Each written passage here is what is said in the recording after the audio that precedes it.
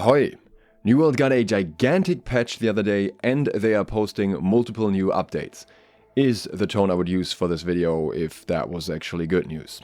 Which it isn't. Instead, we are continuing down the path of mismanagement and very poor marketing. Let's begin with the patch itself. The other day, New World got a gigantic patch, I think it was 41 gigabytes.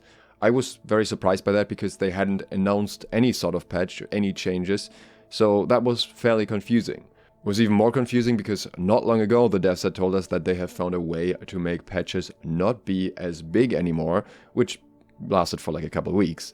And now we are back to having these massive patches, so this was just all around confusing. First thing I did was wait a couple hours because I figured maybe it's just not properly compressed yet, maybe this is an issue on Steam's end, and maybe it'll just get better after that. It did not. It stayed at the same size, so eventually I downloaded it.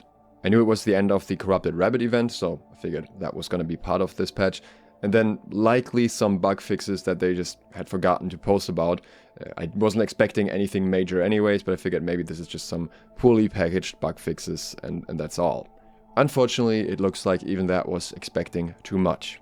I asked on the New World database Discord, where people have a better understanding of what these changes mean when they're being done, and I got a response from Jake L saying there's nothing in this build unfortunately. It's pretty empty, they legit just shuffled the pack files around for fun.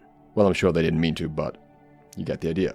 And I also got confirmation from Zelenin that the total number of changes is 1 megabyte and this mostly affects pack files. And for that, we had to download 41 gigabytes. There was of course a lot of confusion around this because no one expected such a big patch and there was no explanation for it. The only thing we got was a post from New World Game Status saying that the release notes for this patch are that the Rabbit's Revenge event will conclude, but obviously that doesn't explain the file size at all. Don't worry, it's not like the New World team didn't communicate, they are just busy communicating about other things. They posted 2 new videos on their YouTube channel. One is Touring Aeternum, Episode 1, Welcome to Aeternum. Then one day later they posted another video which I actually thought was a re-upload at first of the first one, because maybe they had too much negative feedback on that, but it wasn't. They are just both things that are Episode 1 of separate series that are both narrated by Grace O'Malley. Of course, these are once again purely directed at new players, introducing them to the fundamental ideas of how New World's gonna work and what mechanics you have in the game and the lore behind it. And of course, the negative reception is exactly as bad as you would expect. Both videos have significantly more downvotes than upvotes, and if you look at the top comments for both of the videos, then you will only see negative comments. And of course, much of it is focused on how the current player base is being completely ignored and treated in general. Supposedly there are even comments getting deleted. I don't know this for sure, can't verify this, because it could also be possible that some people are just shadow banned, so their comments would always seem as if they're deleted. I don't know if they even bother going through them manually because they just keep getting more negative comments anyways. At least on their Twitter, where they were previously hiding replies very consistently, it seems they have completely given up on that. I guess it's just not worth it at this point. What I find especially weird about this whole approach is that they're also reusing the names of series they did 3 years ago when the game first came out. Clearly they're trying to do a whole this is a new game type of style of approach, but why use the exact same name that you used in previous marketing? One of the series is again called Touring Aeternum, which already existed. How hard would it have been to change that to, say for example, Exploring Aeternum, which in my opinion sounds better phonetically anyway, so it would just be right there. And then if you look it up on YouTube, you will find the correct results first, because it's not going to be the old and new series mixed together, and people are not going to get confused and think that some of the old stuff is some of the new stuff, unless they want people to somehow find the old stuff. I don't know. And with the other series, it's technically called Tales from Aeternum in the thumbnail, but then the description is still Tales of Aeternum. And Tales of Aeternum, again, is an old series. If you're enjoying the video so far, consider subscribing and clicking the bell. But there's another strange choice that's being made here, and that is to use Grace O'Malley as the narrator for all of these series. I don't see why that is the case at all. I don't see how Grace O'Malley reflects the overall tone of New World well to a new player. If anything, she feels like a bit of a comedic relief character, and while of course these narrations don't have to be 100% serious all the time, I just think they should reflect what New World is like and what vibe the game has overall. Maybe they think that Grace O'Malley is fitting for that, but I really don't think so. The original Tales of Aeternum episodes actually handled this very well, having different narrators for every single episode that kind of fit with whatever they wanted to talk about, so you get a nice mix of different voices talking about different things. During Aeternum, I think, was always using the same narrator, though he sounds fairly different in some videos, but I think that's a mic and bass boost issue. But in that case, it's more of a neutral narrator, the typical deep voice kind of guy, just talking about how things are, and not so much someone who's entwined in the story of New World itself.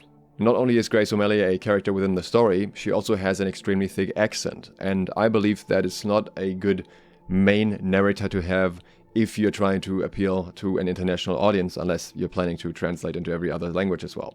Aeternum's bursting with opportunities for riches and glory. Sure, there are subtitles people will be able to understand if they really want to, but it's more likely they're just going to click off if they don't understand it well in the first place. It's also bizarre that these videos are being posted right now. What new player is going to go to the New World channel right now to look up the lore behind the game, again, without ever having touched it?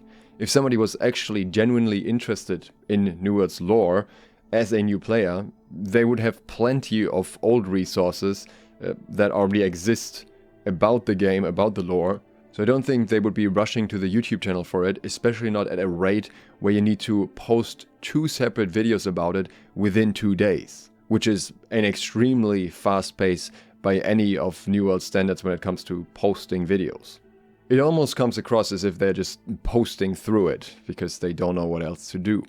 But I have a theory about that, which is a lot darker than just posting through it. I will not say that this is the case because I truly don't know this, but it is a possibility just based on how they're currently behaving. We know that they are very intentionally not catering to their existing player base at this point, and they are very much focused on the new audience. And again, it pretty much seems like they want to push existing players away, maybe because they cost them more money than they bring in. If that is the case, then they would obviously want to get rid of them on social platforms as well.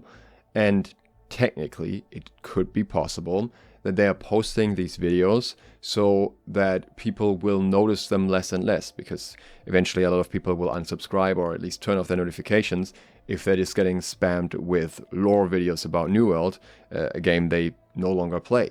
And the first of these videos will likely have very high downvotes because people are upset and they will have a lot of negative comments.